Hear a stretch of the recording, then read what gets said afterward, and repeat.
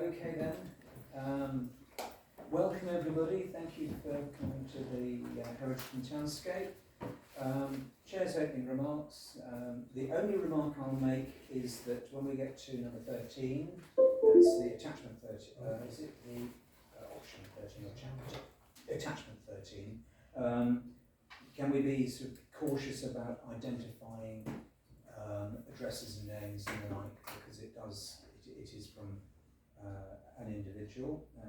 And also with regard to anything on the agenda where somebody might be identified that they are not, because that's not our business at all. Apologies for absence received. Do we have any apologies? Councillor Morehouse has a personal commitment. Thank you very much. And going on to number 3, declarations of interest. To receive any declarations of disclosable pecuniary interest from members in respect of business to be transacted on the agenda. Do we have anything? I'll say that as a no.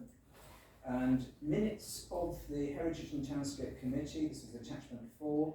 To receive the minutes of the Heritage and Townscape Committee held on Wednesday the 10th of September 2025, and to consider any matters arising from those minutes not covered elsewhere in this agenda. And Councillor Pennington first.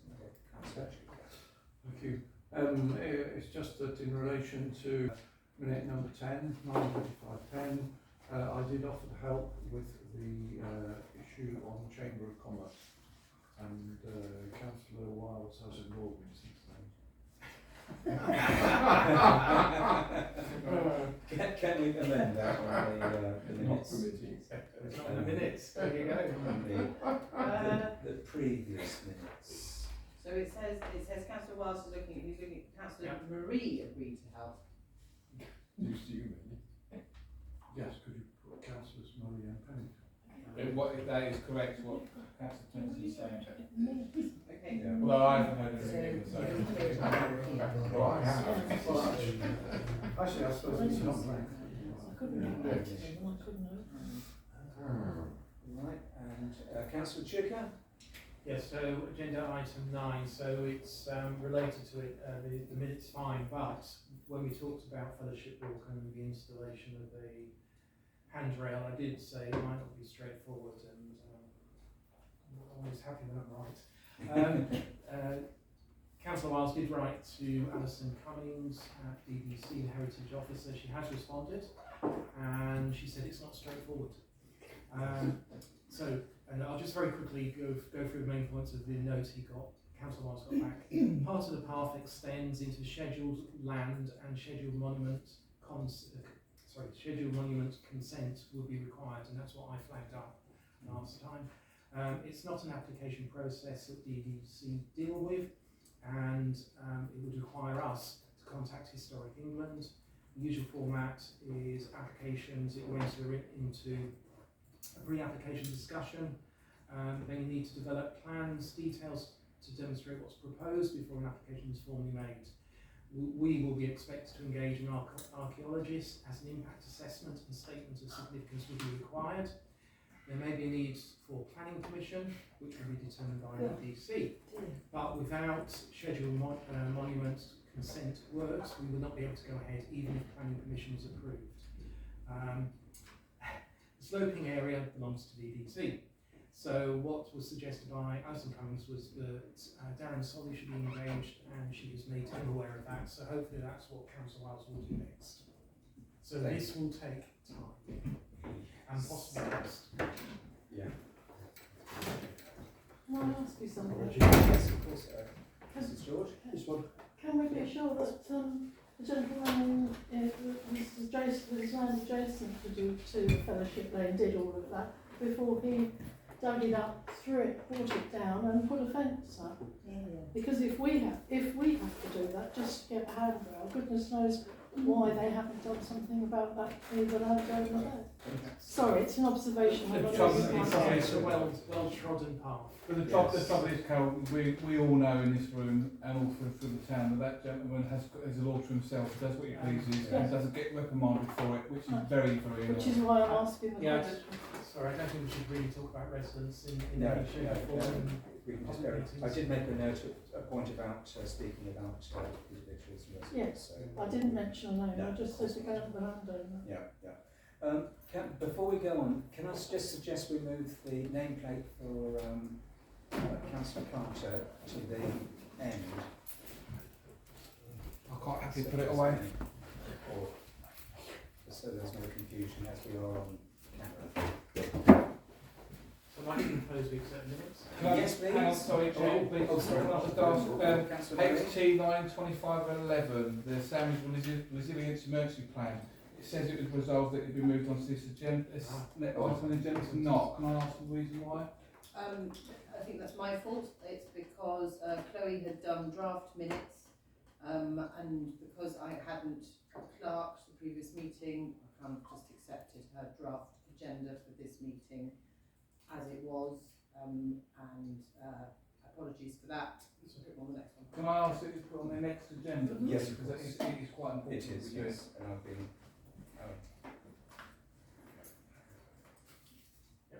Okay, can we go? We've got a proposal from Councillor Duca. Can we have a Second. second?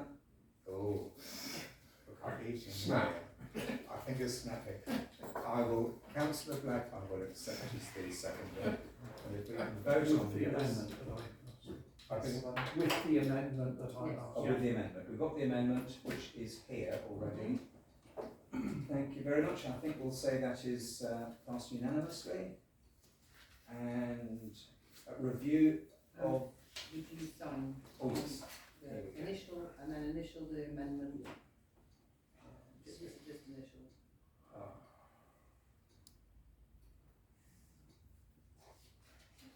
So speak, Mr. Sells.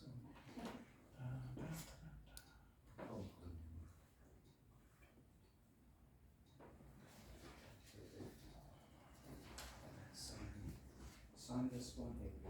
So you don't need to sign the box, it's just a footer in the Mhm. Right, and moving on. Minutes, review of action and project log.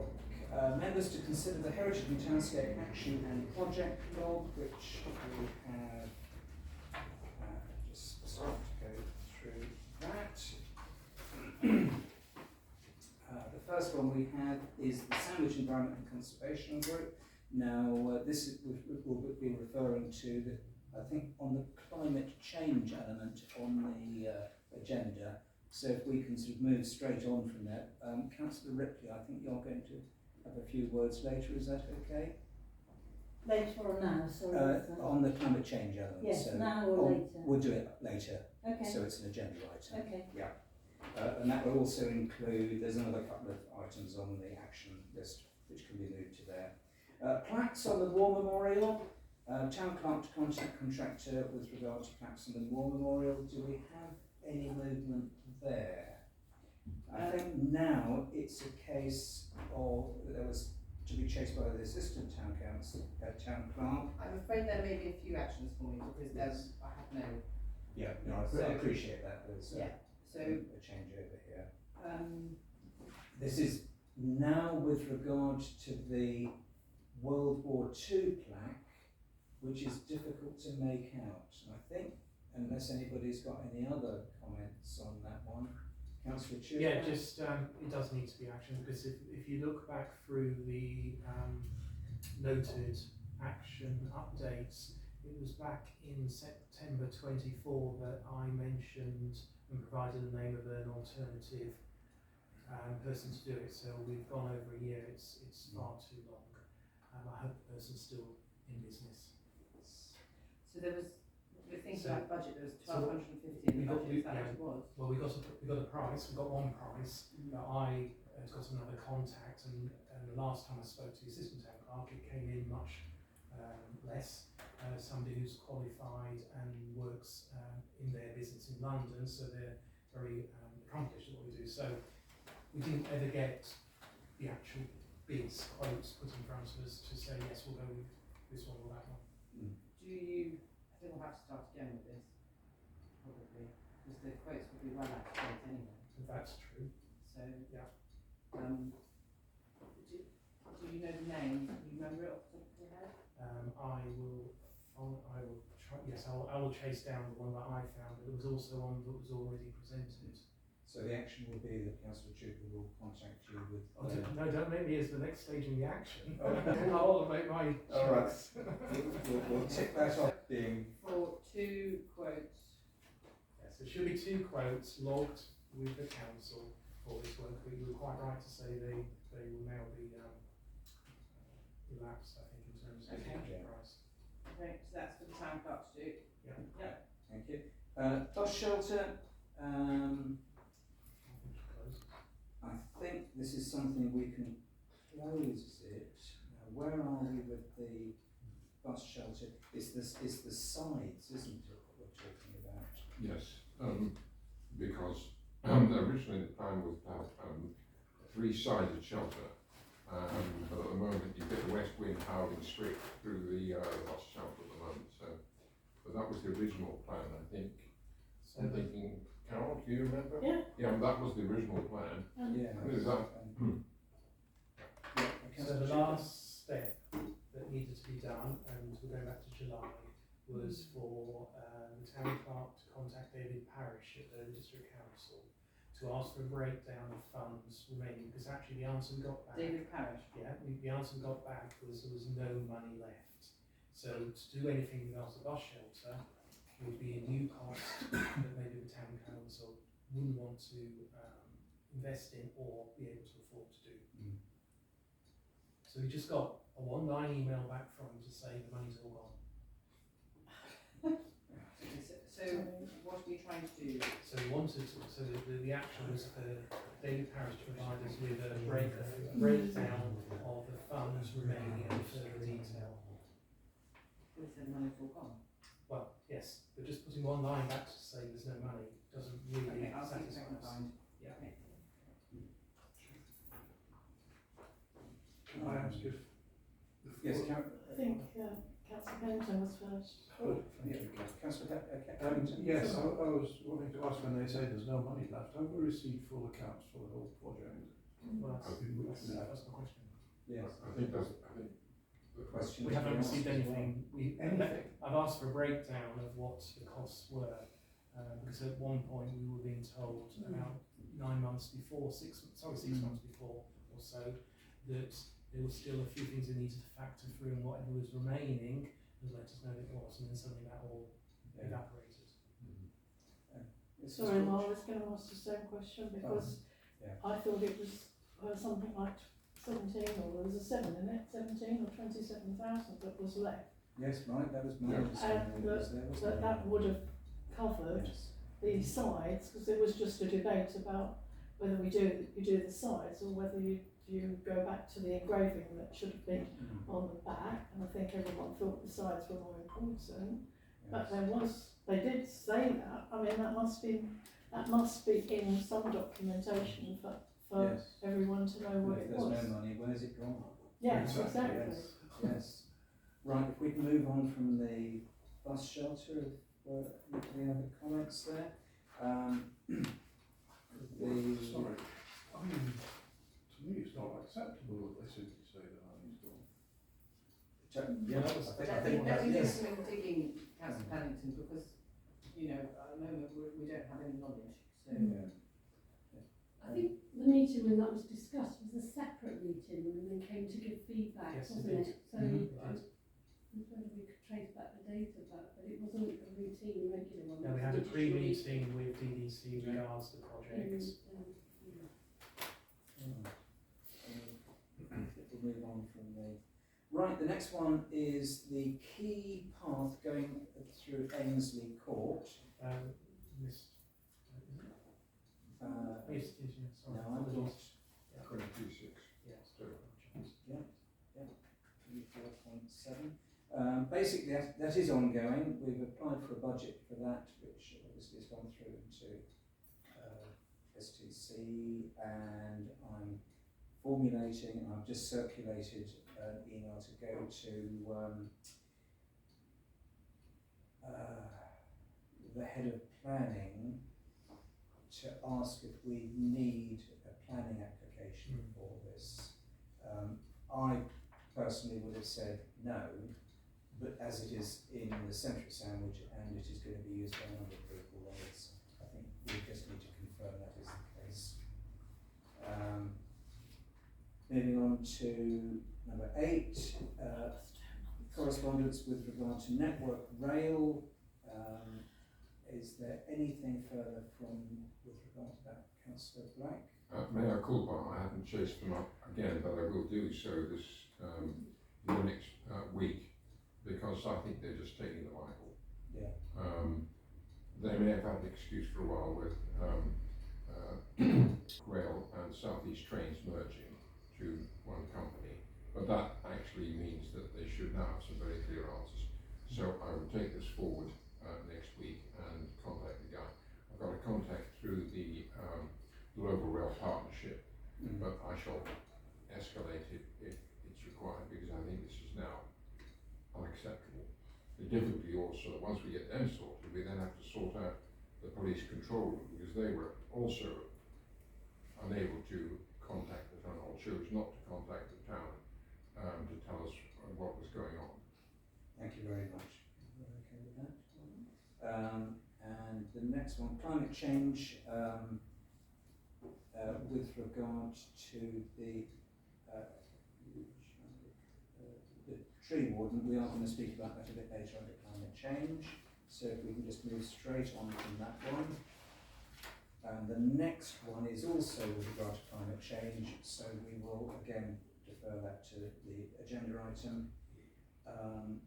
To arrange a pre-meeting with regard to the toll bridge. I think if we can close this now and remove it from the action log, because realistically we're banging heads against a brick wall at the moment, and I don't see that there's any benefit until, and I think maybe review this with the change with the local government reorganisation and start again, because we're dealing with Kent County Council. Councillor Ripley? I'm not happy for this to be let go. It's a very important issue in the town, it's a major issue in the town, and if we just keep batting things off because we're not getting very far, we're never going to achieve anything. So my personal preference is for us to keep going with this and just keep going until we wear people down and drive them mad and they'll give in to us. Or not, as the case may be, but I don't think we should give up on it. No? It's too important. Oh, I totally agree. I just wondering what we can do that's different. We have explored it. Mrs. George?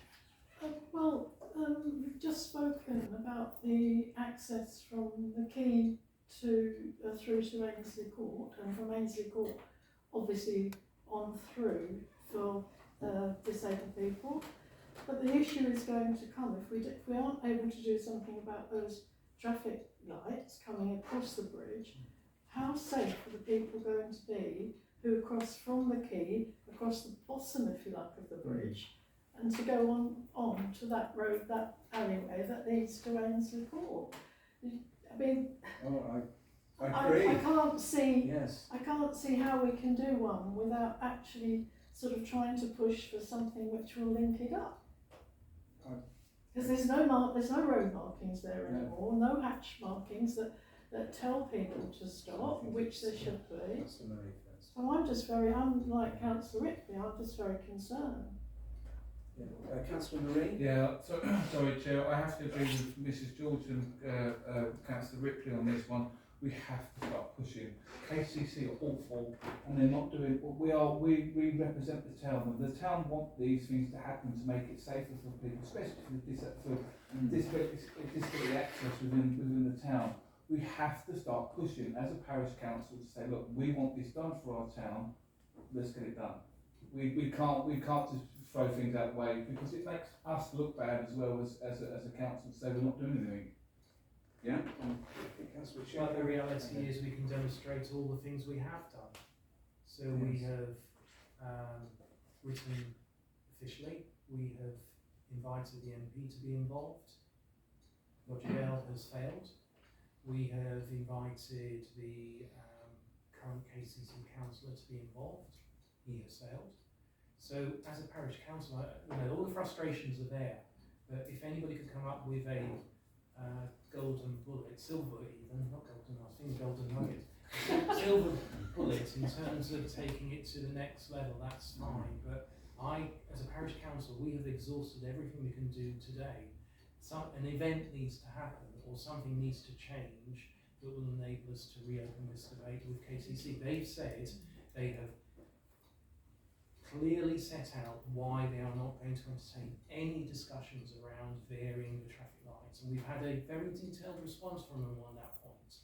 So we can either consume that response, we don't have to accept it, we can consume it, or we can ignore it. If we ignore it, we'll come to this meeting every couple of months and we will all say it's all not acceptable, we need to do something. I can't, in my line of vision, I can't see anything else we can do with KCC. Just to clarify, have we shared around the I think we committee? did. Yes, the email. I haven't seen, personally, I haven't seen I that. don't think I've seen it either. Can we share that one? Was it? Yes, I'll Yeah, see it. I'll share it. I mean, I hate to say, but I know I'm not their best friend at the moment for a lot of reasons. But the other thing is to purely go to the press. Yeah. Well, That's the other thing. I mean, we dislike them, but we need to. Yes. I think we need to start putting our foot down and say no, we want this done for our town. Councillor Pennington and then Councillor Ripley. Yes, I was standing on just up the hill from the toll gate for a few minutes and watching the cars really put their foot down when they come up that slope, and it clearly says 20, but everybody was ignoring it, and I think it's partly that everybody's getting through the traffic lights and then putting their foot down. So I mean, I think I'm very conscious of the need to improve the disability access, but I think there are other measures that need to be taken, and we should. I agree, it's a high priority in the town. Yeah, I just wondered if there was any way of linking it to the proposed development, whether when that goes through a process that issues can be raised related to the impact on traffic and the bridge. If I could just comment there, and then straight to you, Councillor Ripley. At the meeting in Dover, the DDC Planning Committee meeting, one of the points I raised, and has since been picked up by Kent Online, was the use of Sandwich as a rat run, with people turning left coming out of the proposed development, going through and going across and using the toll bridge, so the toll bridge has even more use. And I used the term that we were frustrated, and that we had failed in sorting out the toll bridge, and we continue to fail. Which I don't think is a reflection on us, is we're banging heads against a brick wall. Maybe if we bang harder. Councillor Ripley? Yeah, I'm just going to reiterate what was said earlier, really, and just press the point. I don't think we should give in. We always give in to these sort of brick walls that are put in front of us, and I don't think we should for certain things. This is a very, very important issue, and if we have to drag Roger Gale down here again, and Peter Evans, and anybody and everybody, it's important. People's lives are at stake. It's a major safety issue, and I don't think we can just keep saying, oh well, it's gone so far, it's not going to get any further. We make it go further. Sorry, and just to back up what Councillor Ripley's saying, it isn't just whether someone steps off that bridge or is killed on that bridge. It's the volume of traffic that is now going across that bridge in both directions, especially at rush hour. And all those cars that everyone's saying, oh, it will get worse if we change the system, all those cars that back up with their fumes scooting out the whole time while they're revving their engines and getting impatient to get across the bridge. But actually, what they're saying is if the traffic lights allow pedestrians, then those cars will back up even further. Yeah, they might do for a while, that they'll soon get used to the fact that they're going to be delayed even further and maybe use the perimeter road, which is why it was built in the first I place. totally agree. Councillor Chilcott?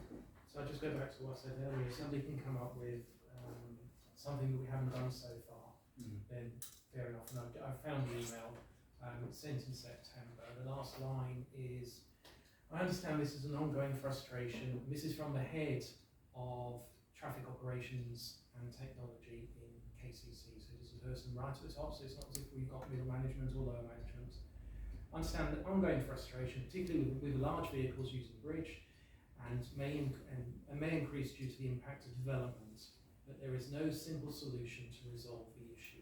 And that is after an amount of other words before that touches on about people using the bridge and the risks that they have, and all of that, all within the right context, but closing down that they're willing to do anything around traffic lights, and it talks about traffic lights not being varied.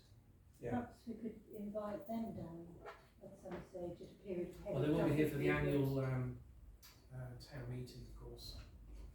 That's not Well, till sorry, May. they'll be invited. That's not till May, I though. know. No, I'm just. Yeah, nothing's going to happen between now and May. They won't count. They won't count. Unless there is I something. could invite them though. You could try. So we've got an email from him. Yes, so I can send that to you. You could say, you know, there's still So concerns. that's an action that we Yeah, could you do. could do. Yes, it's worth a try. Can I ask that we keep it on the agenda, please? It's important. We On the can't action vote. one. Yeah, keep it on the action Okay, one. yeah, the request to keep it on, I've no I'll problem with that at start all. fighting because I'll go Yeah. to the press. But I would say, can we avoid As does. going over the same ground each time? If somebody comes up with something new or has done something new, let's talk about it. But if we have this conversation again, we're not achieving anything. The aim is to achieve something outside of this committee rather than keep, it shouldn't just be a talking point. Thank you. We can move on from there. It's Heritage Townscape bike racks. Money has been secured in the budget to carry out maintenance and repairs, etc. Where are we with bike racks? And this is, I think, part of also Slow Wave project. The Slow Wave project's closed. Parking and speeding issues in the area are likely to be covered in the HIP report.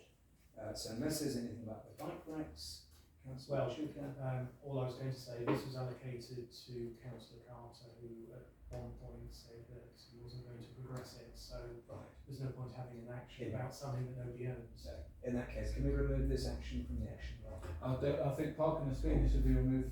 Considering I think parking and speeding should be removed. Yes, we'll remove that off the action line as well. Yeah. And Councillor Back? Yes, I really got very little traction at all on community transport. I suspect, however, the KCC finally does up their budget, they are not going to be finding a lot of things. I had to pursue it for a while because I wasn't getting a lot of interest. Woodensborough were not interested per parish, but Worth was a little bit interested. Since then they've had to improve bus service. I think a town this size, I have grave reservations that we could organise and keep a bus service running. I'll check with Faversham again. Too expensive. Yeah. Too expensive. And we certainly haven't got the funds. I will check with Faversham to see what they've done and if you put down for an action on that. Okay. Because they had established something, but were doing it quite intensively. But they said the problem was getting enough drivers. And obviously they've got to be properly trained, and then when they have to be DBS, etc.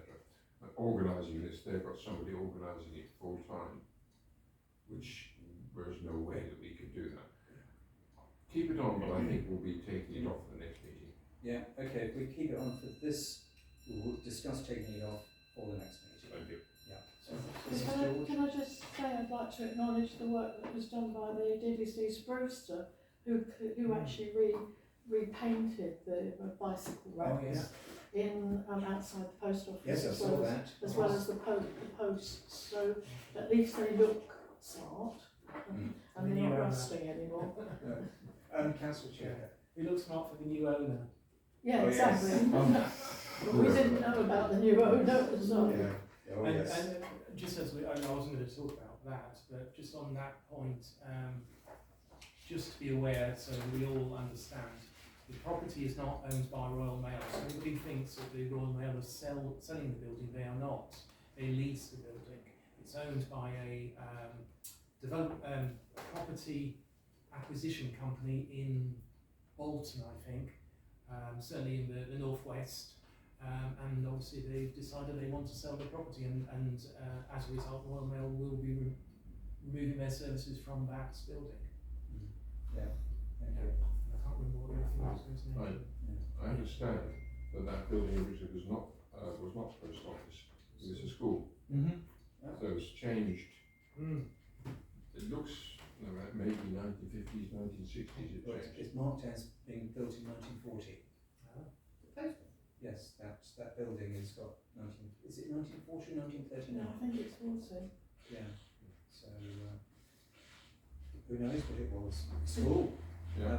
If we can move on to public participation, we. Should we close the second, except? Oh yes, on the action log, if we can note, can we have a proposer that we've noted the various things, Councillor Pennington, and seconded by Councillor Chuka, and if we can vote on that. And for the next proposer, I shall look in this direction. It's not fair that they should get the proposals. Okay, public participation. A 20-minute session is set aside for members of the public to make representations at the meeting in respect to the business on the agenda. Individual representation should not exceed 5 minutes. Written notice of the desire to exercise the right to speak together with the topic to be addressed must be given to the town clerk at least 4 hours in advance of the meeting. We do have a gentleman here to talk about DPAC. I think if we can... No. No. I'm sorry, I forwarded it on to you. Oh. DPAC didn't had a crisis. Sorry, I sort of saw you as I was trying to put a face to the name and everything. Ben from Age Concern. Age Concern, of course. Were you here last meeting? I haven't been in the last couple of meetings now because my email hasn't seemed to arrive to me to tell me when the meetings are until recently this Our week. apologies. Yes. That's why I haven't been to And the that's last few why I meetings didn't- because I haven't been invited. Yeah, that's why I didn't recognise you as. But welcome to the committee. Yeah, so Yeah. Sorry, just to make sure that Ben has a part to play. Yes. Sorry, my fault that I then lost that I've now got back, because you do work for Age Concern. So the demand around the bus service, I'm not clear on what the demand is in terms of people. Now, you do provide a taxi service as such, don't you, to people who require. Are you aware if there is a great demand out there of people who can't get into the town? there's a huge demand because obviously we're surrounded by smaller villages with hardly any bus routes or no bus routes. So the whole point of our transport service, because we're not allowed to do a taxi service because haven't got a taxi licence, is the fact that we will go out to any client that is socially isolated and cannot get to any sort of services, and then bring them into the centre where they access the services of the centre and access the services within the town, i.e. sometimes even shopping. So we do that, and obviously with our Meals and Wheels team, we also shop for clients that cannot shop in the town because they can't get to the town because lack of buses, etc.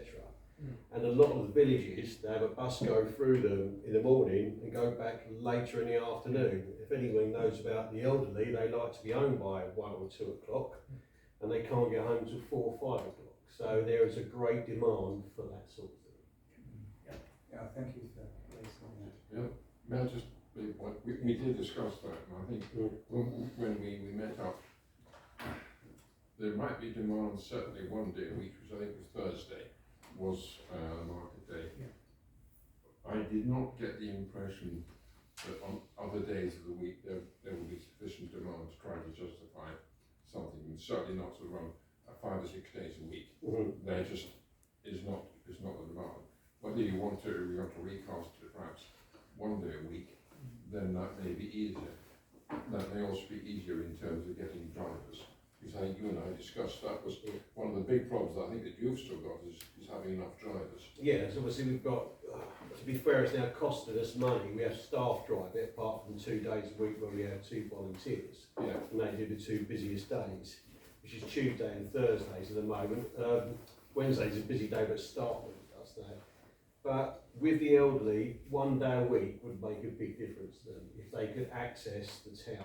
If someone could go out at 9 in the morning, 9:30, and go around the villages and then come back into the town and maybe go back out of town at an earlier time, 2 o'clock maybe after lunch, because then they could access hospitality services within the town, not just at age concern, etc. Then that would help business and stuff like that as well.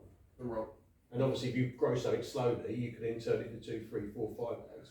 It's possible. one of my reasons for being a voucher was they were specifically putting more emphasis on the days when there was a market in Faversham. Yeah.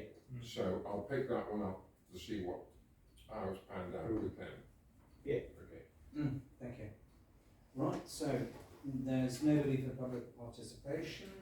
We can move on to the disability access strategy, and that is members to consider how access across Sandwich can be improved. And the ongoing is Ainslie Court, and we're discussing a handrail at the Fellowship Walk. I think that's the sum token. Mrs. Sorry, George? I did ask, and I mentioned it last time, we asked about the notice boards being covered by Braille. I don't know where you want to put this because it doesn't appear to have been on the agenda, although. It was on the agenda for the last meeting, I believe. No, I raised it was on the agenda for the last meeting, and you asked if I'd go away and do some more investigation, Yes. and I did. And Yes. then I asked if it could go on to this. In that case, yes, please go So ahead. can I, shall I? I'm picking up this. Yeah, I know. So, which is why I didn't come back, because Yeah. anyway, yeah, I have made inquiries, and I think the cheapest and the easiest way, if we wanted to do something in Braille, would be actually to create a little booklet that described in Braille what was on the notice boards, and they also suggested that they can send someone out to do a walk around our town trail or places of interest, so that a map could be created for people who are blind, and then they would find their way round the town, and it could talk about other historic places apart from just the notice boards. Now apparently a sheet of Braille, an A4 sheet of Braille, costs £7, and they would suggest that, I mean, that apparently is quite cheap. I've yet to see how much you get onto a sheet of Braille in terms of a sentence, but I did think maybe it would be useful to get to sort of get them down, or to go and speak to them again, and for them to actually come and see the town. Maybe someone like John Hennessy would be interested in taking them around, so that they could actually then come back with a price for how much it would cost for 1 or 2 booklets to be kept. So you don't give them out and let them keep them, or that's what they suggest. They would be kept maybe in the museum, so you would call in there, pick up your Braille brochure, and then take it round the town and hand it back in. So that was as far as I got. Couldn't ask for any more. In comparison to a talking guide. Yes, And because they apparently quite like the independence. rather than having headphones. Well, or you've got the on issue phone. of they quite like that too, but there is a fee and a cost attached to that, isn't there, as well? Because you've got to buy the machines. They've all got to be. We've all got mobile phones. Yeah. Well, they're saying that this is a way. This is a possible way forward. Councillor Gray? Well, if we're, one of the things that I've discussed also with the Compass Group, looking at their map, and obviously the Braille map, that price for them is completely out of the question, but I note your point about maybe we have a number printed. The other issue is, we did discuss whether we could put QR codes on some of the existing ones, and if you use the right software, you should be able to convert the QR code reading into an audible, which I think goes somewhere towards your point, that maybe you need something which is audible as well, because to get, I don't know much about Braille, but to get how much you can actually get on one A4 sheet is going to be very little. You can almost say turn left at this and you've got another notice board, there's a QR code for it. That might be another possibility, but that sort of thing, I would have thought the amount you can get on one sheet is pretty limited. Yeah, I think that, personally, as I'm putting my hand up here, as a QR code linked to, which all it is generally, it's a website address. Yes. With web page. The web page can be words, spoken words. So one can flash the phone onto the QR code and it comes up with spoken words. And Bob's your uncle, you're there you are. So an unattended blind person can see where the QR code is. Then you've got to have. Could you have a braille or a raised QR code? I don't know. You can get QR codes which are raised, or with braille built in. So that is an option. Taking this forward, how would you propose that? Well, I'm not taking it forward unless the council want me to. I just made the inquiries to find out, and as I said, I have no idea how much braille information you get in braille onto one sheet, because £7 a sheet, it could be a lot of money, but I think that what we would need realistically is something, a bit more of a body to it. A bit more of a costings. And demand. It's important, because the worst thing that could happen is money's invested in a booklet or 4 booklets or 10 booklets, and they stay in a drawer in the museum and nobody knows about them, and in 10 years' time somebody says, what are these? Would you like me to just find out about a raised QR code and what that costs? Well, that would go on to DDC property, wouldn't it? Yes. So that's, I could ask someone like Kelly Green. Yes. they may have done it somewhere else in the district, maybe something in the district. Yes. And then we can raise this for next 2 months' time. So essentially next year. Anything else on the disability access? And if we can move on to tourism, verbal update from the tourism forum, Councillor. Yes, the first thing that we had the tourism forum in September. We've got another one coming up on the 2nd of December. The first thing we talked about was the collapse of the company that was providing a lot of tourism information for Kent districts. Fortunately, the White Cliffs site is not affected, so that's kept running, but a lot of other sites have had a problem. So that's the first bit of good news. And obviously there's been a lot of press coverage about the elephant. I'll stand corrected, but I think the group that were working on that are seeing if they could take things further with DDC, just to get some idea of what the full implications are. But there's been no further progress on that at the moment, at least in the forum council. I met the Compass group last week to talk about communications and tourism information, and I think we've got a lot of things, so I would like to have a meeting at some stage with the town clerk and the property manager, who are going to be taking things forward on the website to see if we've got some traction there with the Compass group. They did talk about one of the problems we've got is that there are so many different websites and they just don't coordinate. So whether we can do anything, or whether we've got another social media platform that can actually do an awful lot of this. I want to explore that. The blue plaques were discussed, and Councillor Wiles has been leading on that.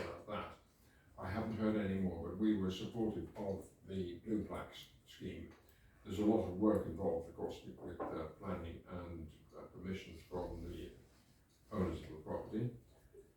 We really would like to commend the people who organised the Heritage Open Days. They really did a super job according to the Tourism Forum.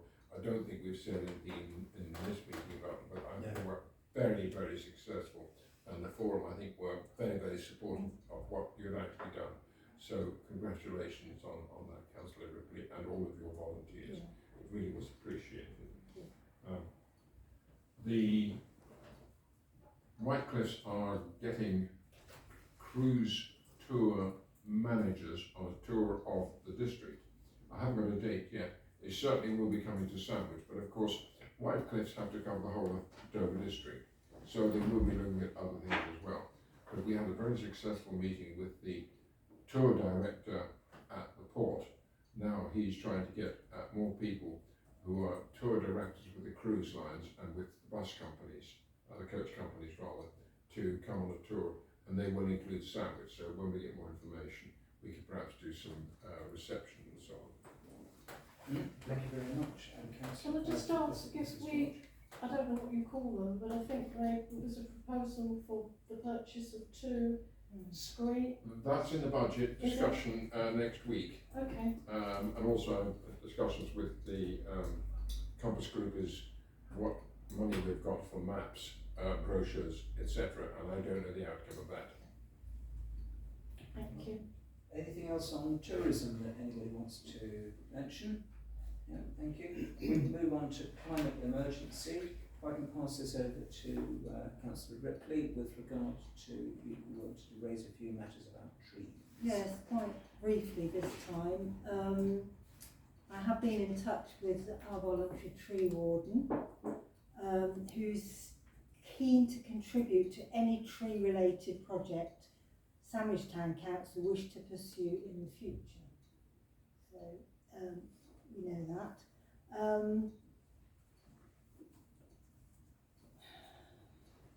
There is a tree plan that she has sent round, I believe, to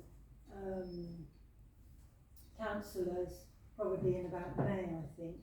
I'm going to send it round again because a lot of it will relate to work potentially to be done next year rather than obviously the tail end of this year. She is concerned as well about the underspend of monies from the cattle.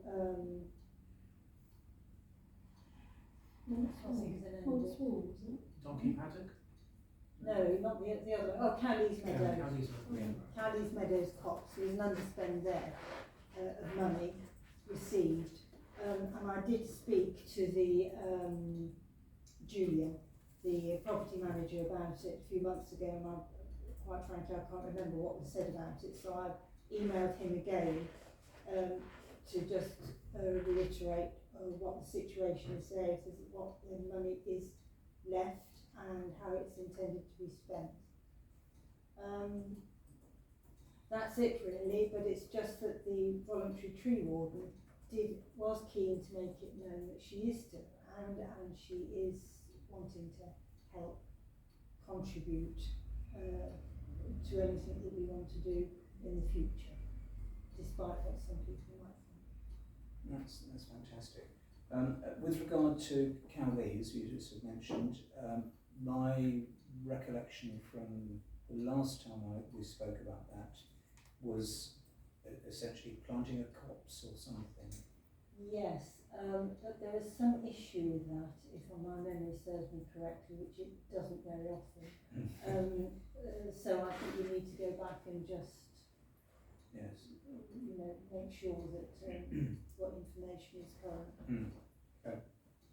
If I remember correctly, the extra copse, if you like, in Cowley's Meadow would have been extra to the trees that grow around the donkey paddock. If you then extended that into Cowley's Meadow a bit, so it wouldn't stand out. I can't remember any sort of controversy apart from the fact that that area, Cowley's Meadow, is apparently historically supposed to be open because the townsfolk, armed with their bows that they practiced with on the butts, would expect the whole area of Cowley's Meadow to be open so that enemies couldn't creep up through trees. So the new copse is like a compromise. It wouldn't cover Cowley's Meadow, it would leave it open, but it would add to the trees around the donkey paddock. And if money is allocated, let's go. Councillor Chipper? So I was just going to say, I recall the tree plan, but we didn't actually wrap any activity around it. So can I ask it goes on the agenda for the next meeting? The tree plan is all just proposals. Yeah, but we never discussed the proposals. It should go on the agenda, but could you also ask the tree warden if she could revisit what's in there, just to make sure it's all still current, because it's a number of them unsold? Sure. So can we have it as an agenda item? If I can comment with regard to my own experience on tree planting, because I've done that privately, is that if you do a discrete amount, you don't try and sort of have a major project and say, we're going to plant it, you know, we're going to have 50, 100, 200 trees, because it's surprising, trees don't go very far really, once you get the numbers in a copse. And define a small project, a date, or an idea of when, with again all the various items that you need, such as tree supports, guards, and the like, keep the rabbits off. It's more likely to happen than having a grand scheme covering all of Sandwich. So, as I was sort of saying, you know, a small, sharp, discrete project, and then we can sort of essentially say, let's go for it. And in my case, I'm slightly in a slightly different situation where I have a footpath going through. I put signs back front and back and said, on such and such a day, I'm planting trees, bring a spade. And it's surprising the number of people that bring a spade. So that's something just to consider. Moving on from climate emergency, anything else on climate? Yeah, I've got a few things actually, so sorry about apologise for that. No, go for it. So this is a business plan item. It's number 7, priority on the business plan. So we really should be, within this committee, developing a climate action strategy for the council. We haven't done it, we should do it. There are a number of them out there that can be referred to, plagiarised, informed, whatever we want to look at, but somebody needs to own this. So we can talk about climate emergency in this meeting, but if we don't actually wrap some activity around this, it's not going to move forward. So that's one thing that we have to do. The second thing is, one of the things that I've done is that recently I spoke to Sarah Archer's Low, and I've put a bid into the budget bidding process, is that we advertise the opportunity for a number of residents to purchase a fruit tree. There's a scheme that's been running Ramsgate I saw a few weeks ago, and I think we can mirror that scheme here, and through a small input from the council, a small input from the residents, and a small input from Archer's Low, we could run a scheme that we can promote where people can actually bid to buy a fruit tree, just one, for their own garden. And that's a small thing, but actually it has an impact in terms of climate emergency, because of the carbon monoxide that can be attracted to the trees if they're in the front garden, etc. So there are small things, but we need a strategy that overarches all this, because just randomly talking about the tree plan, it's important, but what is the council doing in terms of a very long-standing commitment, which declaring a climate emergency before this council, was the last council I believe, between there and today, you cannot pick something on and say this is what we're doing. I know things we're already doing. The property managers have done some great things in this building. we're not shouting out that, we haven't demonstrated that, but we should have that within the strategy, say, tick, this is what the council has done, we've used energy efficiency bulbs around the building. Now that might seem small, but actually it's significant for the Guildhall. And those are the sort of things that should be in the strategy, and you can go only just down the road to Deal Town Council. And they got very active, and they've even got somebody assigned to it as an officer, working on climate emergency activities. They're really ignoring it. Well, we're doing stuff, but we're not capturing it as well. And the challenge is actually identifying where. I do agree. It would be good if somebody was actually really excited about doing it, and they said, right, I'll go and own it. So Pennington? Yeah, I'm sorry, I know I spoke on this item at the last meeting, and I had hoped to put something together for this meeting, but I'm bless you. Bless you. Never sneeze singly. It's the pollen from the fruit trees. Yeah, I'm sorry things at home have just been so difficult over the last few weeks that I haven't made it, but I will try and put something together. If you look at Deal Town Council. Yeah, I've got it, yeah, I'll send it to you. Sandwich Jim Bloom did investigate several years ago now whether we could put some trees, fruit trees, onto the small site. As you go into Gays and Salts, there's a little piece of land on the right hand side. It's a small piece, it's got some bollards in front of it. DDC actually apparently own that. They did. We were dissuaded strongly not to do it because their view on planting trees was a bit negative, to say the least. They get worried about the buildings and the tree roots and what you plant and where you plant it and so on and so forth. And in fact, they were we had some idea about if you like buying a tree, or we would have applied for a grant and asking people to sort of pop them onto the grass verges that are around, and they were very, very much against that being done because of them looking after them and having to cut the grass around them. That's the reality, is because they contract external contractors to cut the grass, and if anything is an obstacle, because I've been told about the quay, so whether an elephant ever emerges, they are very reluctant to have anything new on the quay, because I asked about something else, because it impacts the contractors cutting the grass. And also the roots under trees, and when you've got, especially on grass verges, where you might have cables and things running underneath and so on.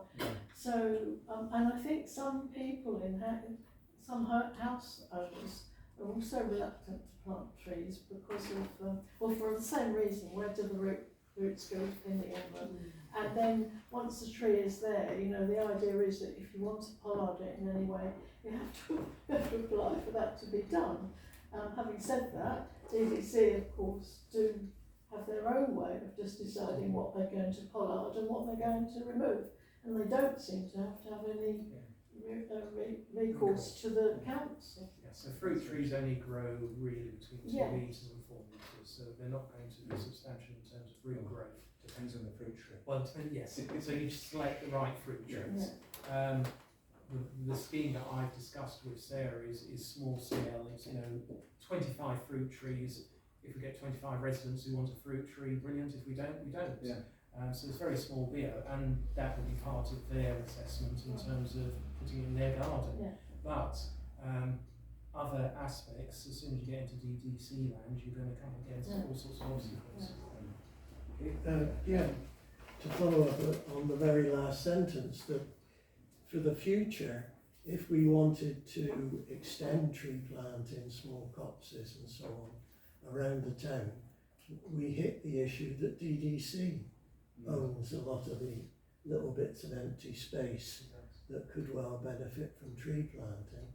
And if DDC employed contractors as cheaply as possible, so that it costs money, and this came up at the last meeting and previous meetings, so that if you want the contractor to even marginally change where they're mowing and where they're not mowing, it costs you money and solicitors to say, please don't mow those few square yards because the contract is fixed and can't be changed, and that's what makes it cheap. And we're going to hit that with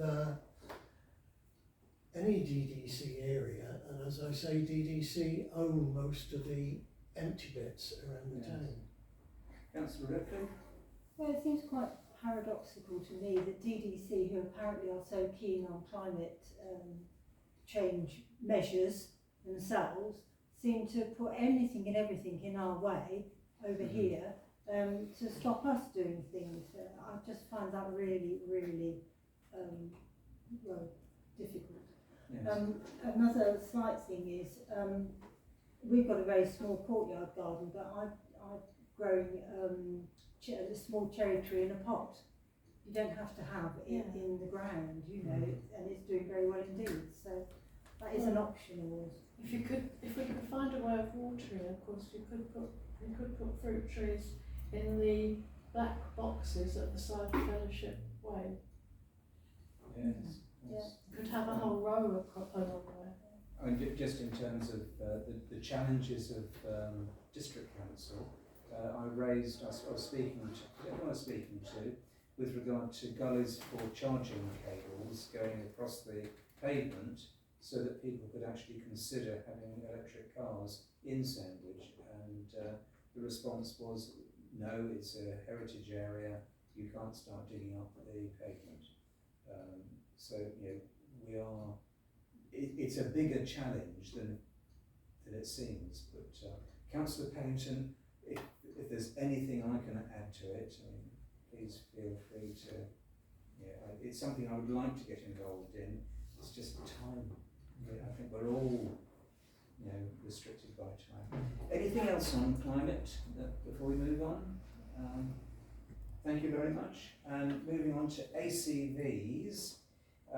Members to receive the report on ACVs and consider next step, decision required. Now, this is something that Nicholas Gray, Councillor Gray, asked me to include. He was expecting to come to this meeting originally, and he's unfortunately not able to come to the meeting. But I did say that I would kick it off so that it could be discussed more fully at the next meeting.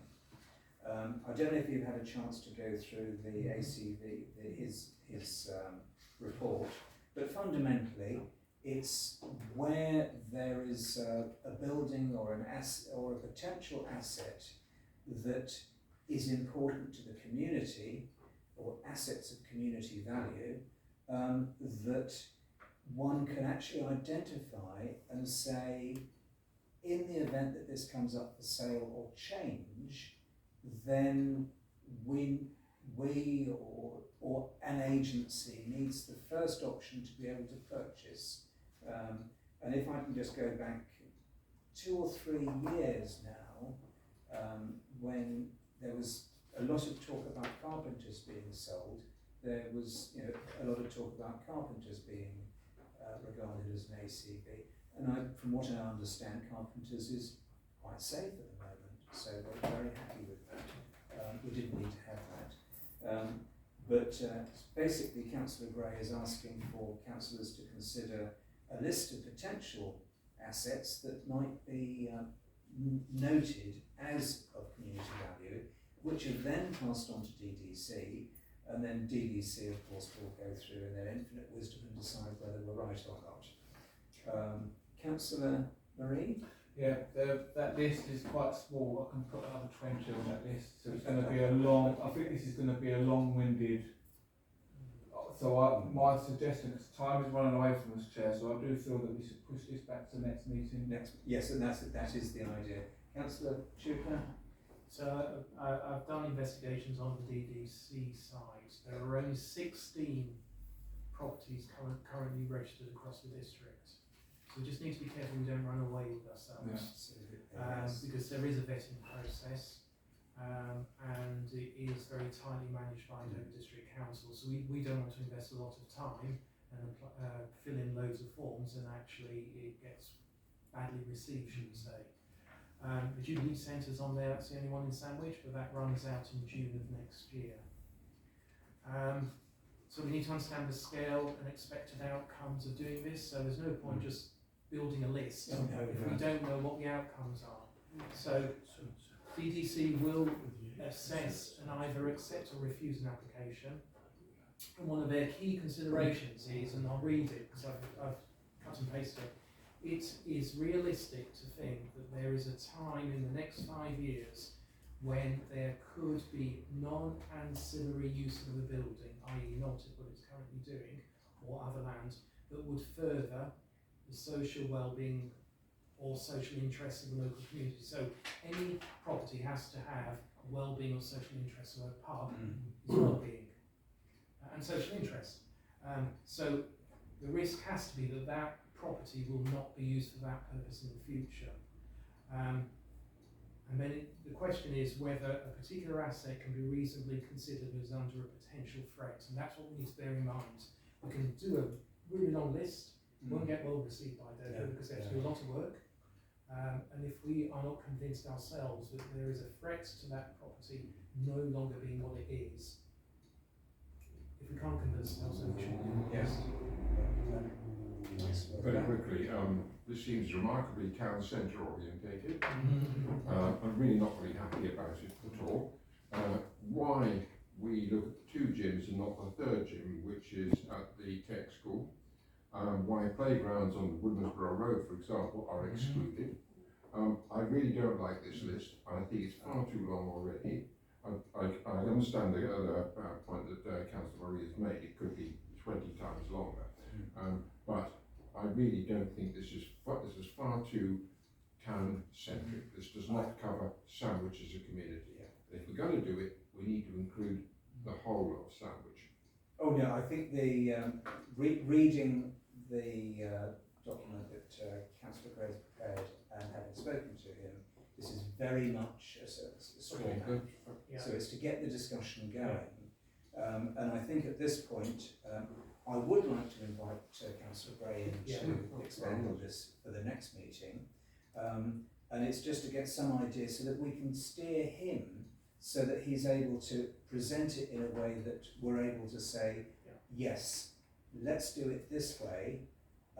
We've been able to actually have a think about it, and we can have a discussion rather than taking it away again. So it goes on.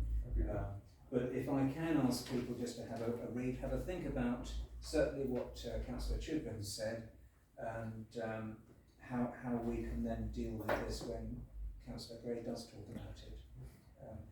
Anybody else? Can I suggest a proposal that they email me any ideas of things that might prepare a report of things that they think would be good. Appropriate to ACVs, yes, of course. So Town Clerk has suggested that if you do have ideas for ACVs, the majority, of course, will need to be rejected. And I totally get what Councillor Chuka is saying, and it will most likely boil down to 1, 2 or 3 very relevant properties for very relevant reasons. And then we can take it on from there. Any other? So if I can just have a vote or a proposal that we've noted this. I propose. Okay, that's Councillor Marie and Councillor Black is seconding, and if we can just vote that we've noted. Thank you very much. And moving on to Speedwatch.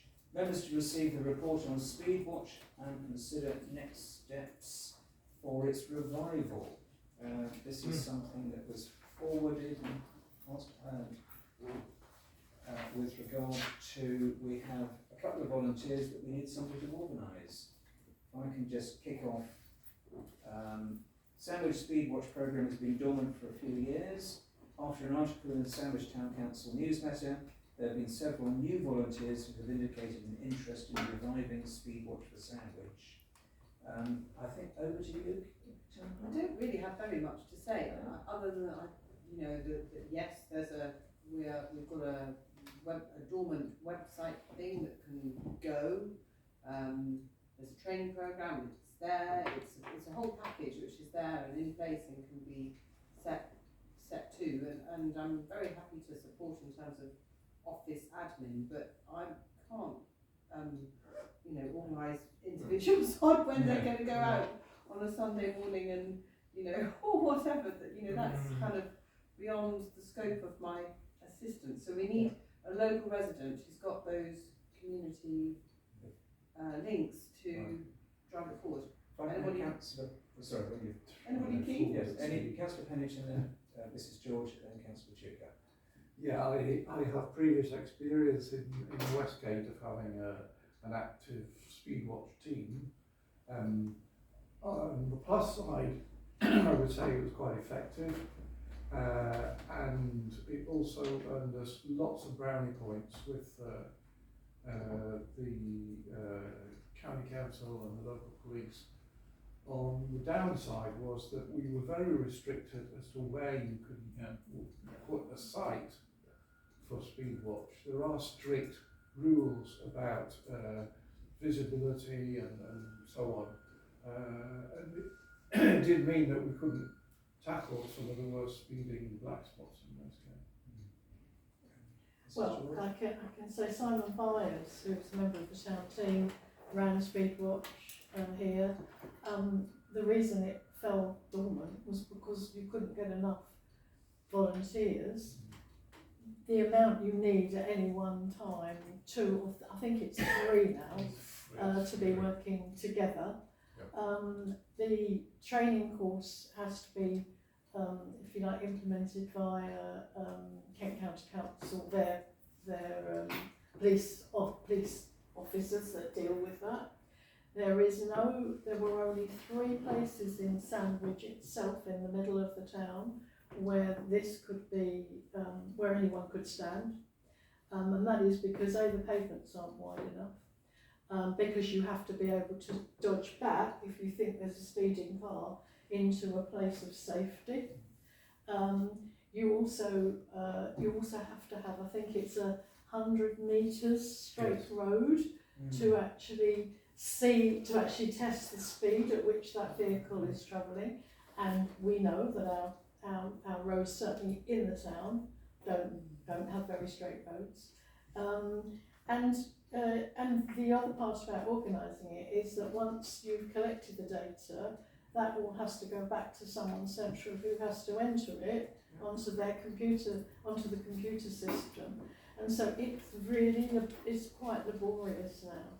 And they wouldn't, KCC wouldn't even consider the requests that we made for certain movable cameras. So some places had a movable camera that you could use instead. It would stay in a specific spot for a while, and then you could move it on.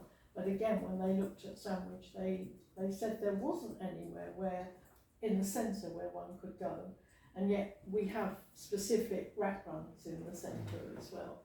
So it's a lot more complicated than just getting, some volunteers. You need the volunteers a schedule when they're working together. You can't work in the dark.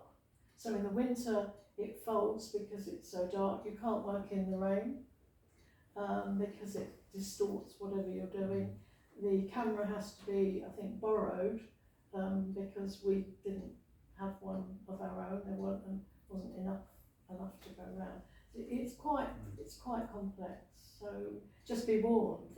And I don't know whether Simon would pick it up again. No, I don't think he would. I mean, he's not. Yeah, but yeah, just a word of warning. So we made a pledge to reintroduce Speedwatch, and to do that we then went out to residents, and doing that we got volunteers. So I think we just allow it to move forward as it should.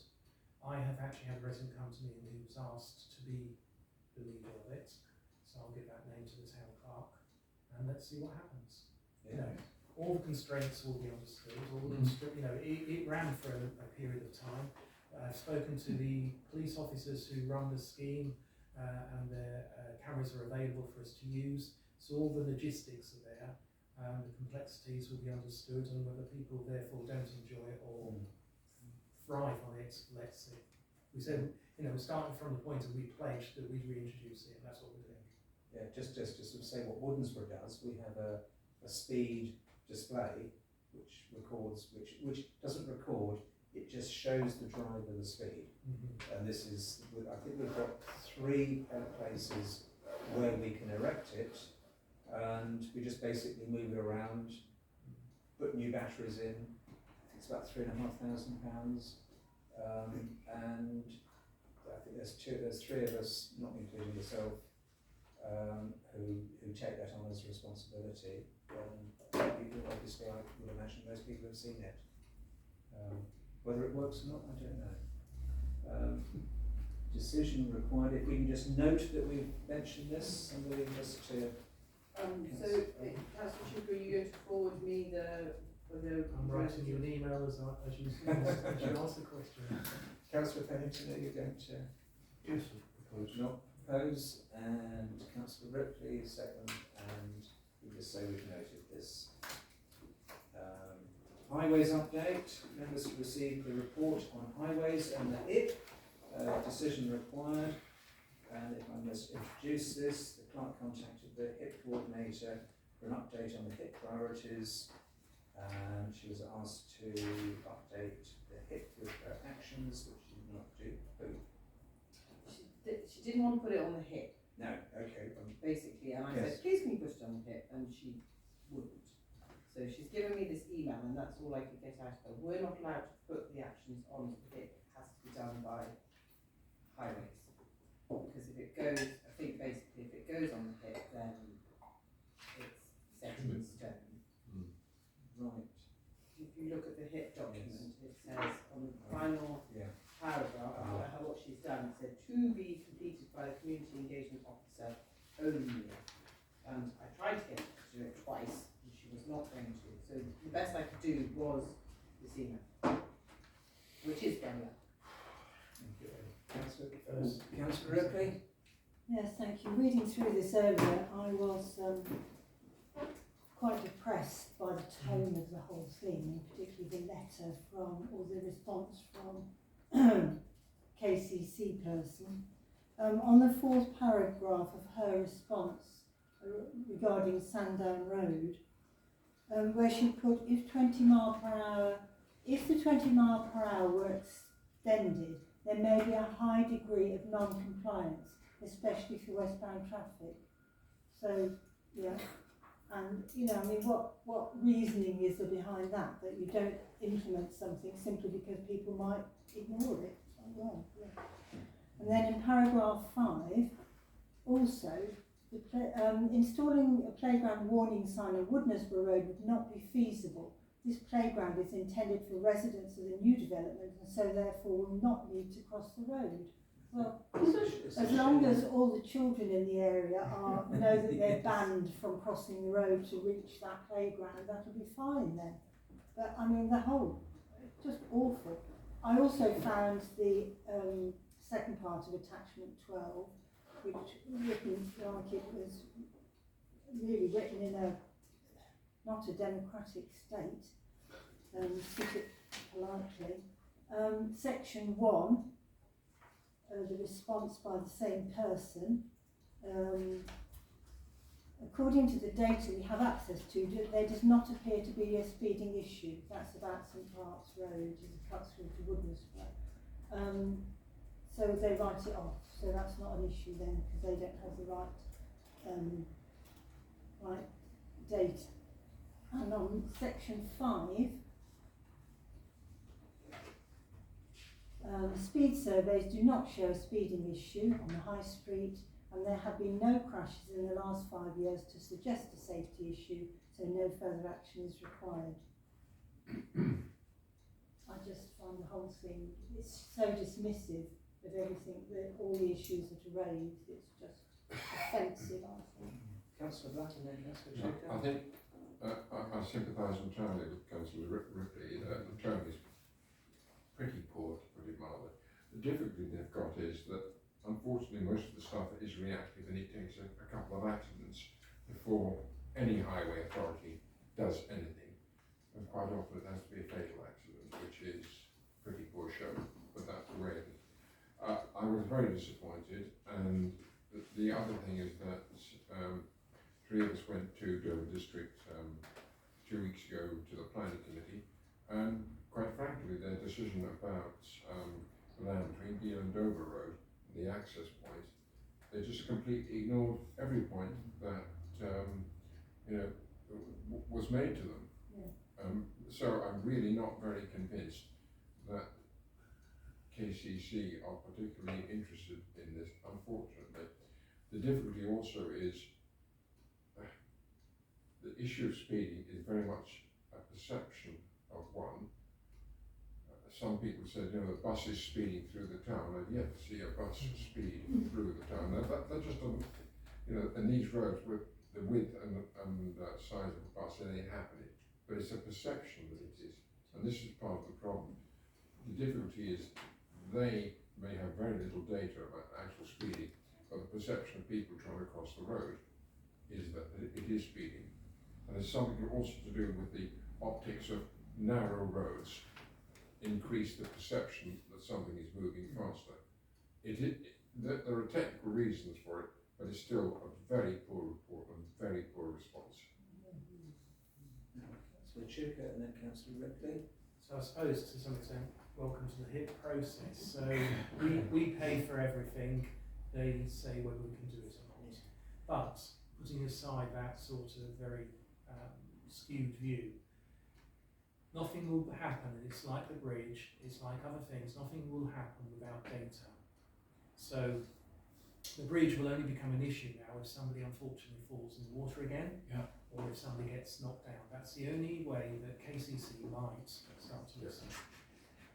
On the HIP, what I would suggest is, because I've liaised with them with the previous town park, is that if we could request a meeting in 3 to 4 weeks' time, where we can be with Suzanne and go through her comments, because I do want the plan to be updated. We can't start running parallel correspondence, because the plan has to show the start, middle and end. Give me an email where something, and I found it difficult to read across to the plan. I want to see the story and the conclusion, and I think rightly pointed out a number of these items are not going to go anywhere. And that's okay in the sense that we've done our part in the process. We've engaged with residents, we've captured their thoughts, we've presented them to KCC, they've investigated and they said non-starters. That is how the process works. It involves a lot of bureaucracy with very little results. But we shouldn't give up, because we then revisit again next year and we start with a different set of requirements. Thank you. Councillor Ripley, and then... Yeah, I understand totally what Councillor Black says about perceptions, particularly in areas like Sandwich. However, living in the centre of town, even if it's only in the small road, relatively small road that I live in, and it's a very old house, but it's a small cottage rather than one of the bigger places, you can feel the cars going, you can hear them revving up, ready to shoot down that little road that is the Dell Street, shoot down there, and it impacts on the building. Even a little cottage like ours shakes when they go down, and these aren't lorries or buses or anything, these are just cars. You can hear them revving up, and bearing in mind all the roads leading off are at right angles. You get to the end and it's a right angle bend. It is a problem, it needs sorting somehow. Mr. Headland. Is this the process that I remember from a few years back?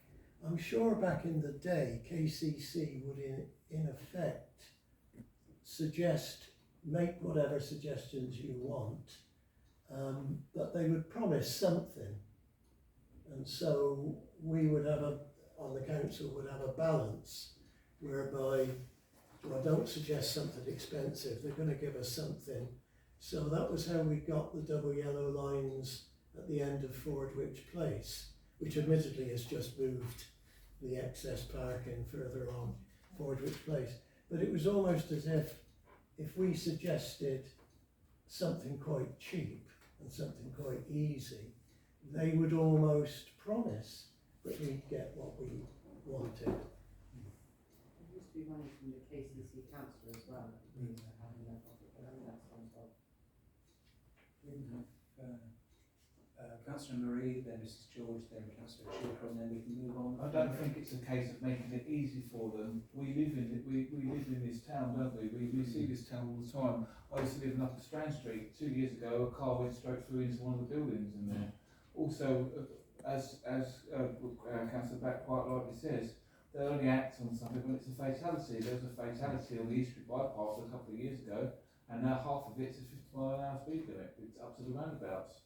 So it's a really, really sad case, but that's what's going to happen. There will be a fatality in the town at some point, and cases will have to act on it. But we want to do something like now or soon, rather than later. Mrs George? Well, going back to the HIP, and I think Keith here is quite correct, we had to start creating the HIP quite a few years ago because there was no one else sort of doing it at that time. So this is the town thing, and or it had seemed to have got lost, the HIP somehow.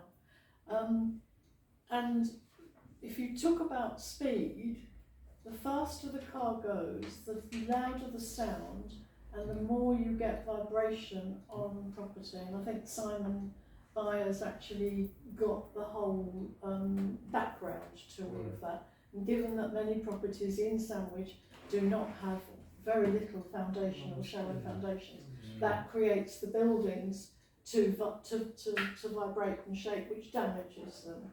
So we are a medieval town, and no one appears, KCC don't appear to take any notice of that.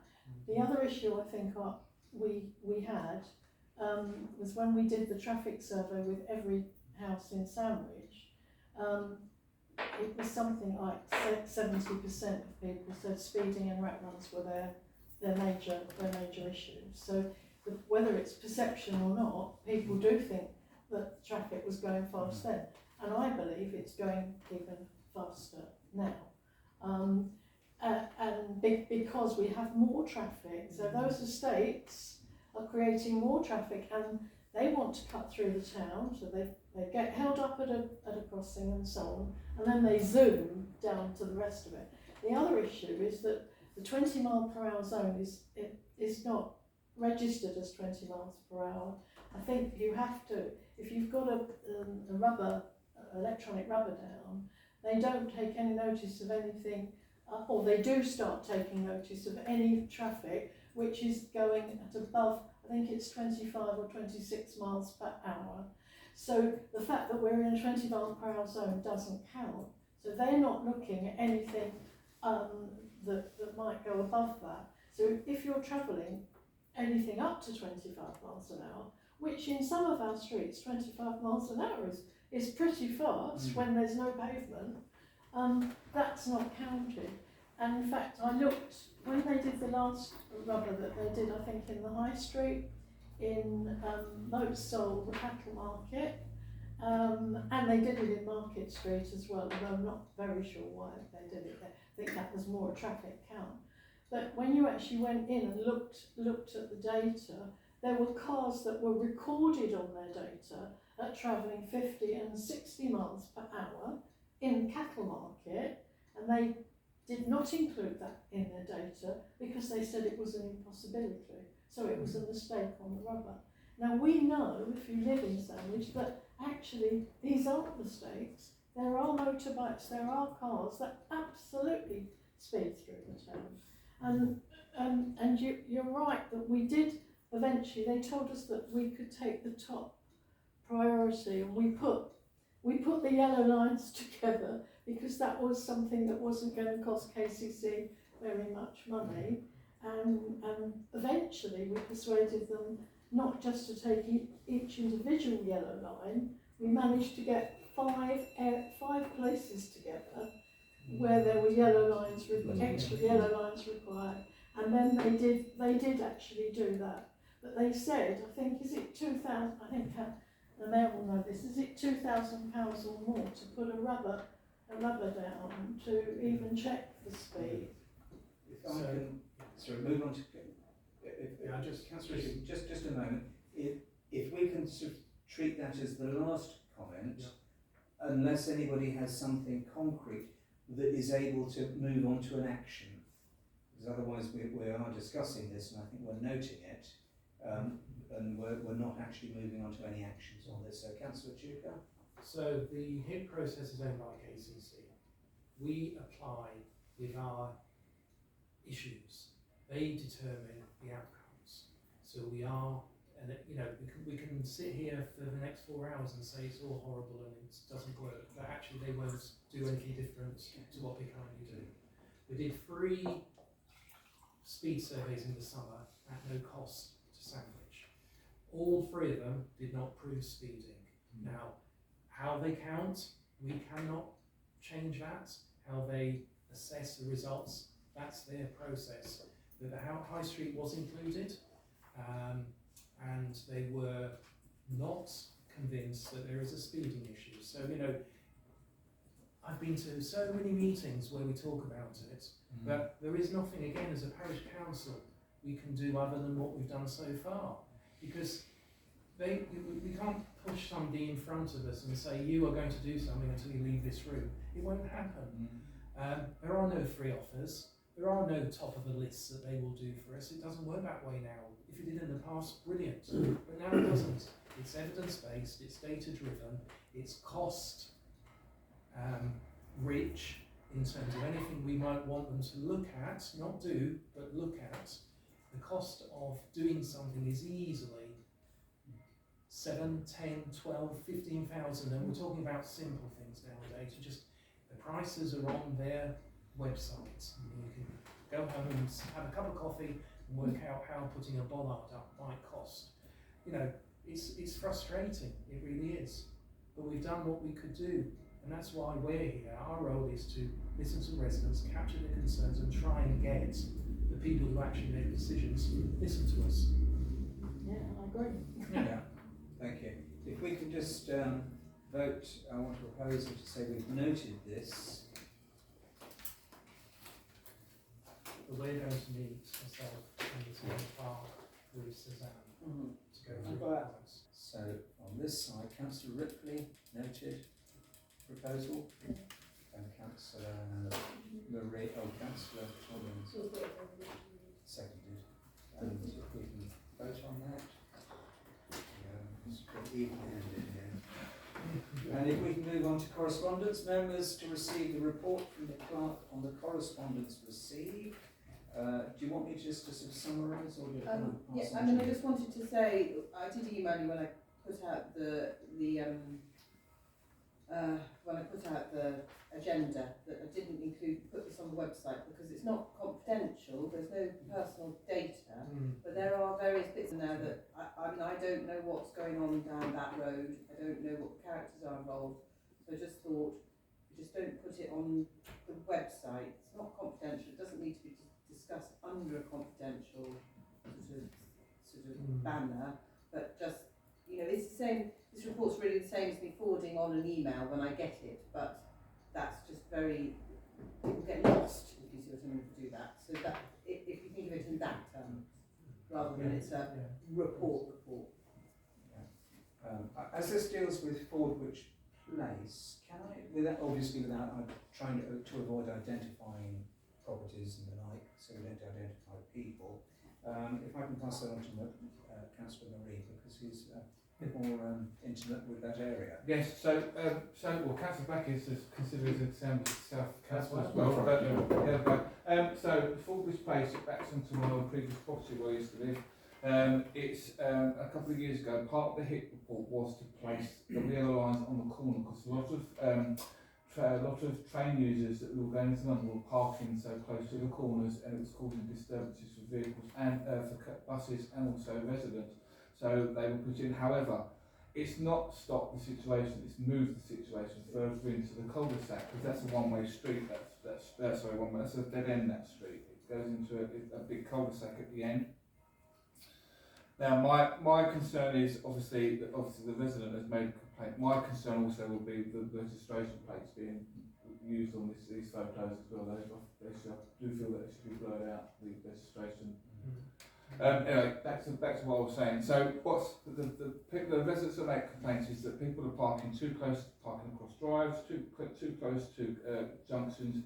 Legally, you're supposed to park within 10 metres away from the junction, regardless if it's a driveway or if it's a road on junction onto a road. I plan, hopefully, with the mayor to speak to have a conversation or a meeting with the mayor doesn't know this yet, by the way. I plan to have a meeting with DDC Parking Services Manager regarding these because it's quite concerning. The other thing that we could suggest as well is DDC is to put residents only parking bays in there, but it's still going to move the situation further up the road. I'll let the two gentlemen speak. Councillor Black and then Councillor Schuker. I'm well aware of this because I know some of the people on that road. It is getting worse and worse. It's actually not just the rail traffic, it's also people that work at the school. Yeah. And it's just become a dumping ground. And the difficulty is now people are actually parking on pavements. I've actually spoken to DDC enforcement and they said, well, look, I'll deal with that. That unless there's a dropped curb or a double yellow line, there is nothing they can do about somebody parking on a pavement. And yes, and this is those the rules. That's what DDC tell me. But it is a major issue, and it's just pushing the issue further and further down the road. The issue we've got, I think, the residents like the idea of having residents spaces, but they probably have to pay a permit. Yeah. Yes. And secondly, it's this eternal problem with DDC and enforcement. Yeah. Although I have to say now on Dover Road, I've seen DDC parking enforcement going up to the former Kumar nursery a couple of times a month now, and traffic parked opposite Sandwich Tech School is now being cleaned. So there is some progress, they're doing a few things, but Fordwich Place is a huge problem as council mentioned. Yes, so I retrieved an email from April 2024 that myself and Councillor Black investigated on behalf of residents in that area. We did a walk. The issue at the moment is, whilst it might be heavy of cars and there may be the odd offender, actually the majority of cars there are parking legally. Parking in space that has got no restrictions, they're parking and leaving their cars, and they're entitled to do that. So the only option at the moment is, two options: enforcement for those that might be doing something wrong across a drop curb, etc. But even that isn't necessarily enforceable depending on the circumstance. Exactly. But parking on a pathway actually is usually finable because it restricts somebody on a wheelchair or a pushchair, etc. So you could be fined. But the majority, if not all, are parking legally. The only thing is to bring in resident parking. But if you do that, then you'll create another massive issue, which is we don't want to pay for parking somewhere we've done for the last 10, 15 years. You have to pay for resident parking spaces, and that's what will be chargeable. So I think having a meeting would be good. Yeah. I think enforcement is the first thing. But I have a sense that there isn't much wrong being done by anybody. It's a free space. Can I just add Yes. quickly? Yes, So Councillor Chuka's absolutely right. I mean, it's there's no lines. You can park wherever you like down there with your cars. The law is a bit of a nightmare regarding parking on curbs. So if you're in your driveway and someone's parked across your drive, you are legally entitled to phone the police and then to come and remove the vehicle because you need access away from your vehicle in case of an emergency. If someone's parked across your drive when you're out and you come back, there's nothing you can do about it. That's how silly it is. I do want to, we had a good rapport, as myself especially, had a good rapport with DDC Parking Services over the few years, and obviously hands have now changed within that department. So I'd like to build that back up again. Hopefully, as I said, have a meeting with myself and the mayor to discuss it, because there's a vast range of things. Obviously, outside the chip shop and cattle market, that's horrendous. We know that. That's another thing we need to sort out about. So yeah, this will be brought up. But as I said, you're going to be moving, making another situation good, but putting it somewhere else in the town and making it bad for other people. That's the call. Richard, that's very popular today. Well, it's very lonely. Yes. But yeah, no, that's what I plan to do for that because with that. Right, and Councillor Ripley and then Mrs. Oh, well, Hodge. just very briefly, because most of this has been said, but I mean, I've got a folder here of stuff from related to Fordwich Place. I arranged a meeting with DDC for people at Fordwich Place, gosh, 18 months, however long ago it was, and it got them absolutely nowhere. You know, they were just, oh, never mind, eh? So, but I do think if it's an ongoing problem like this, it has literally been going on for years, and we need to, demand some sort of more stringent, progress on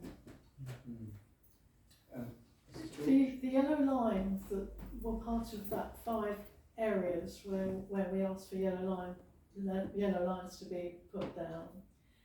The issue that happened was that the residents up as far and just beyond the sheltered housing that's there, they wanted the yellow line the single yellow line extended all the way along there. But before the yellow lines were put down at all, the new ones, or extended, the then town clerk thought that we ought to send a letter to all the residents in that road to find out how they felt about the yellow line being extended to beyond that housing.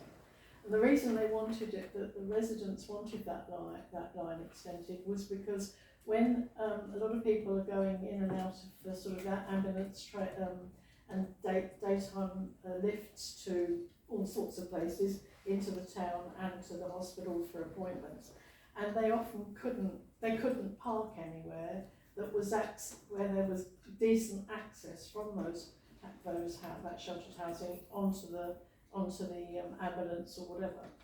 So anyway, the letter was written and it was delivered to them, and all the residents along there said, or beyond there, said no, they didn't want the yellow line extended to there, because if it was just going to move the traffic further down, which is why then KCC said no, they weren't going to do it. So I don't know what the answer is, because I suspect putting anything of any further restriction there will require either KCC, and I think the town clerk at the time said that before they did it, they would actually canvass opinions. So if KCC canvass that opinion and the other residents say no, you're not going to get it. But the residents asked if they could just have a yellow line during the daytime to actually stop the people parking and walking away to either to the station or to work. That makes sense. That was what happened. Can I make a suggestion, Chair, please? If you'd like to leave it with me, so I can investigate it more. So I'll have a meeting. I'll include the mayor in that meeting, so we can have a detailed discussion about it. Is this worth putting on the action log? As something that we'll keep on? Can we add this one to the action log? So basically, yellow lines, Fordwich Place, generally area. Councillor Black? Can you include me Yes, in the meeting? It's just down the road from me, and I've had a few complaints as well. And finally, prior to date time of the next meeting, items for information. Hang on, there's a few more on these. There's a few more on these bits and pieces that I need to speak about as well. They're all associated. Yeah, by all means. So there's one on here regarding Witherspoon Road area sandwich regarding the licence for Brentwood Cemetery. Ah, sorry, yes. That has been addressed, because Morty and myself and Ms Mayor have been dealing with that for quite a number of months. CCTV, it's not a bad idea. I don't know how we'd go around that, but we could look into it. But I very much doubt it. It's not pleasant, especially when the lights are broken in there, because my ex-partner and my daughter walk through there all the time, to and from school and work and stuff. So, but hopefully it's been resolved now, because I see me and Councillor Chuffer have been working on it to sort the lights out. So that's hopefully that can be like resolved, and thank you very much. Yeah, and the cleaning of the general condition of the loos, any comment there? That'd be, I'm sure that should be brought to finance, general purposes, shouldn't it? Yes, Yeah. it's true, it's not, well, yeah. Yeah. But in terms of the toilets, there is a potential refurbishment of the two in the cattle market. Cattle market needs it. EDC are looking to get funding for, so they'll be hopefully refurbished Yeah. soon. Right. I think that the correspondence is dealt with. Do we need to note or? Yes, just be. Yes, if we can note that from the proposal from Councillor Marie, seconder from Councillor Pennington, and if we just vote on that, thank you very much, that's again. I'm sorry, I wasn't paying attention. Oh, sorry. Proposed Councillor Marie and seconder Councillor Pennington. And just as, this is not an AOB, this is anything for the next meeting that we haven't raised yet, that should be that you want to raise next meeting, or a note to myself or the town clerk. Thank you very much. And date and time of next meeting, 14th of January 2026 at 6:30 here. Thank you very much for attending.